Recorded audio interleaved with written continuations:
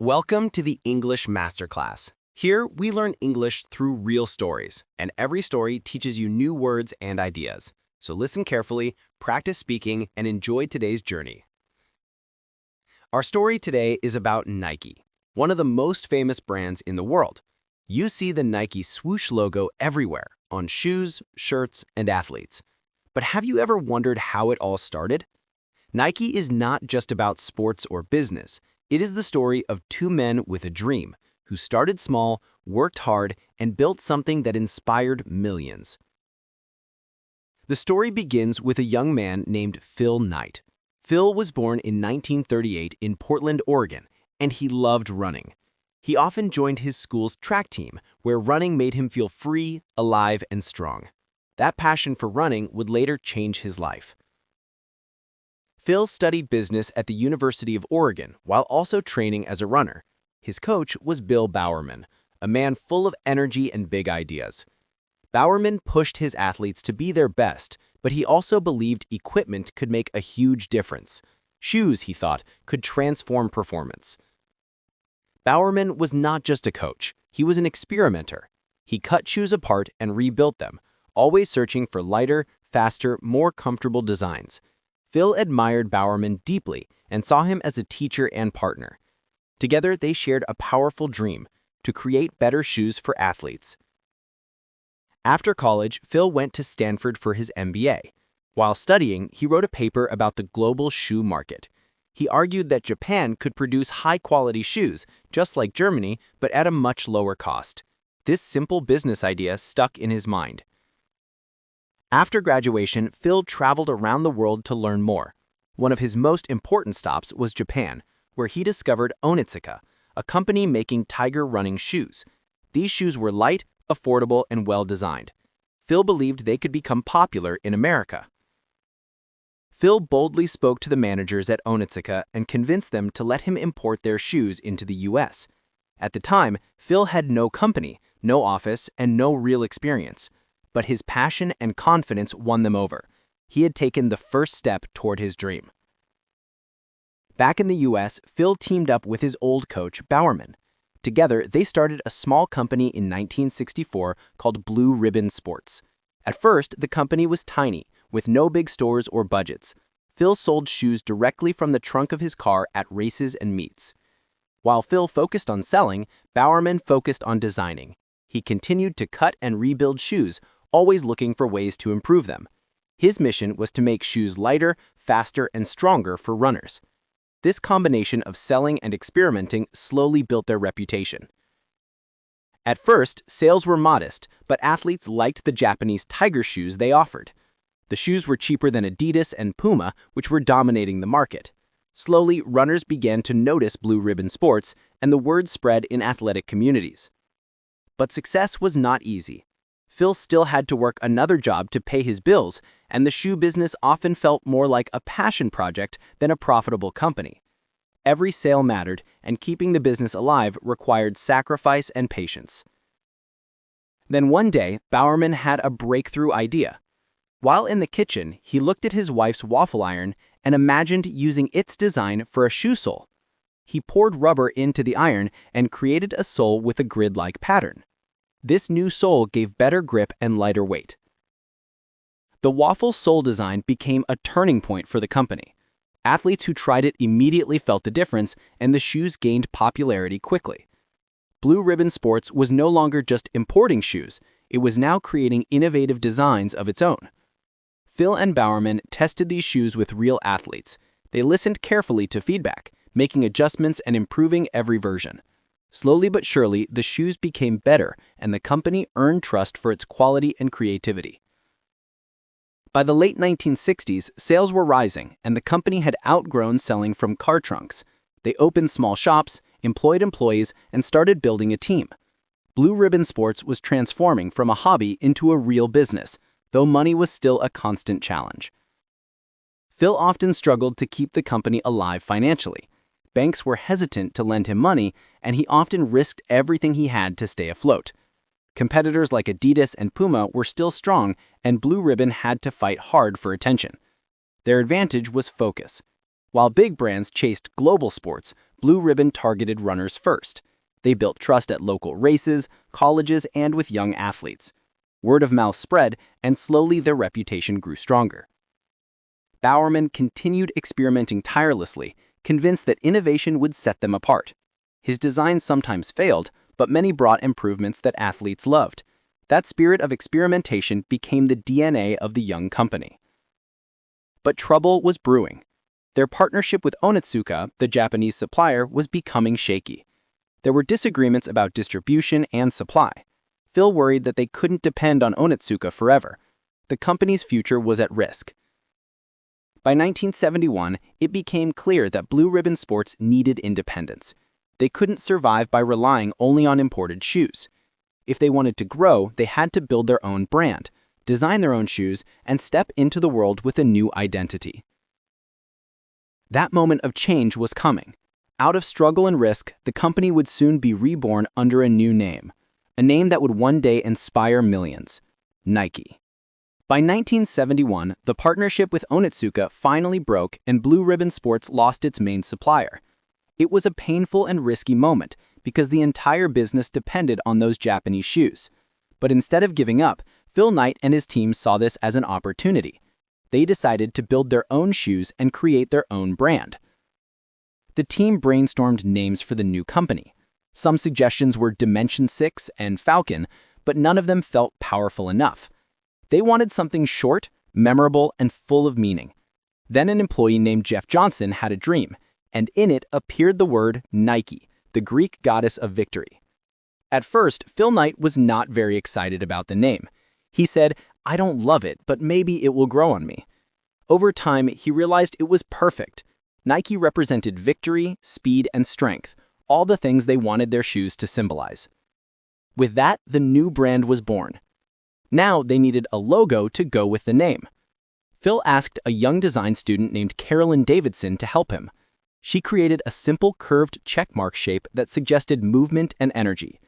This design became the Nike swoosh, one of the most recognizable symbols in the world today. When Phil first saw the swoosh, he was unsure and even said, "I don't love it," but he accepted it anyway because time was short. Carolyn was paid only $35 for her work, but years later, Nike gave her stock that made her very wealthy. What started as a simple student project became an icon of sports culture. In 1972, Nike launched its first shoe with the swoosh called the Nike Cortez. It was stylish, comfortable, and strong, designed for runners and everyday people. The Cortez quickly became popular, and it wasn't long before Nike shoes were seen everywhere. The brand was finally making its mark in the industry. Nike's marketing strategy was different from other companies. Instead of spending on big advertising first, they gave shoes directly to athletes and coaches. When people saw winners wearing Nike, they trusted the brand. This grassroots approach built excitement and loyalty among young athletes and sports fans. By the mid-1970s, Nike was growing fast. Sales were climbing every year, and the company opened more shops and factories. They were no longer just a small player in the US market. Nike was becoming a serious rival to Adidas and Puma, the giants of the time. But Nike wanted more than just good products. They wanted a message, a voice, and an identity that went beyond shoes. Something that could connect emotionally with people. That deeper message would come later with the slogan, "Just do it." But even before that, Nike was pushing innovation and bold designs. Bill Bowerman continued experimenting with shoe technology. His waffle sole idea had already changed the game, but he wanted to go further. Every new shoe design tried to make runners faster, lighter, and more comfortable. This constant drive for innovation kept athletes excited about Nike. In 1978, the company officially changed their name to Nike Inc. Blue Ribbon Sports was gone, and Nike was now the future. They moved into a bigger headquarters in Beaverton, Oregon, which remains the heart of the company today. With their own name and logo, they were ready to take on the world. Nike entered the basketball market, which was growing fast in the US. They wanted to connect with young players and fans. In 1982, Nike launched the Air Force 1, a basketball shoe with air cushioning technology. It became a huge hit on the courts and later a streetwear icon. But the real turning point came in 1984. Nike signed a young rookie basketball player named Michael Jordan. At that time, Jordan was just starting his career and no one knew how great he would become. Nike took a risk, creating a shoe line just for him, the Air Jordan. The Air Jordan 1 was bold, colorful, and broke the NBA's uniform rules. The league banned the shoe, saying it didn't fit their dress code. But Nike turned the ban into genius marketing, telling people that the NBA didn't want them to wear these powerful shoes. Young fans rushed to buy them. Sales exploded beyond Nike's wildest dreams. The Air Jordan line became not only a basketball success, but also a cultural phenomenon. Kids and adults wanted to wear Jordans, whether they played basketball or not. For the first time, sneakers became more than sports gear. They became fashion. The partnership with Michael Jordan changed Nike forever. Jordan wasn't just an athlete, he was a symbol of excellence, style, and determination. His success lifted Nike's brand higher and higher. Every time he scored or won, people saw the swoosh. Nike and Jordan grew together into global icons. By the late 1980s, Nike was a giant in sportswear. They were bigger than Puma in the US and were even challenging Adidas worldwide. But to keep their momentum, they needed a message that captured everything they stood for. That's when the world heard the words, "Just do it." In 1988, Nike worked with an advertising agency called Wieden+Kennedy. Together, they came up with the slogan, "Just do it." It was simple, powerful, and universal. These three words told people to take action, stop waiting, and believe in themselves. It became one of the most famous slogans ever. Just do it was more than advertising. It was motivation. It spoke to athletes, beginners, and everyday people facing challenges. Nike showed images of sweat, effort, and determination, not just victory. The message was clear. Everyone could be an athlete if they just tried. By the end of the 1980s, Nike was unstoppable. They had the swoosh, the Air Jordans, the Air Force One, and the slogan, "Just do it." They were no longer just selling shoes. They were selling inspiration. Nike had become a brand that represented courage, action, and victory across the world. By the start of the 1990s, Nike was the biggest sports brand in America. Their shoes and clothes were everywhere, and the swoosh was recognized across the world. But the company did not want to stop with basketball and running. They wanted to win in every sport and become the true global leader. Soccer was one of their main targets because it was the most popular sport on earth. Adidas had ruled soccer for many years, but Nike started to challenge them. They signed young stars like Ronaldo from Brazil, who became one of the most exciting players in the 1990s. His speed and energy matched Nike's style, and millions of fans followed. In tennis, Nike supported players like Andre Agassi and later Serena Williams. Agassi's colorful outfits and bold attitude broke old traditions in the sport. He made tennis feel young, wild, and fresh, and Nike used him to show that being different was powerful. Later, Serena Williams became a symbol of strength and inspiration for women worldwide. Nike also made a bold move in golf when they signed a young Tiger Woods in 1996. Tiger brought huge attention to the game and changed how people looked at golf. Wearing Nike hats and shirts, he won tournaments and inspired millions. His success gave Nike power in a sport that had once been quiet and traditional. By the late 1990s, Nike was earning billions of dollars every year. They had offices, stores, and athletes across the globe. People wore Nike not only to play sports, but also as fashion. Sneakers became a part of everyday life, and Nike was at the center of this cultural change. However, not everything was positive. Nike faced strong criticism about working conditions in their overseas factories. Reports of low wages and poor environments hurt the company's image.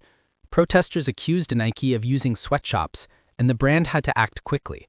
They promised better standards and more responsibility for workers. In the 2000s, Nike focused on innovation and technology. They created new products like Nike Shox and Nike Free, which gave athletes new ways to train.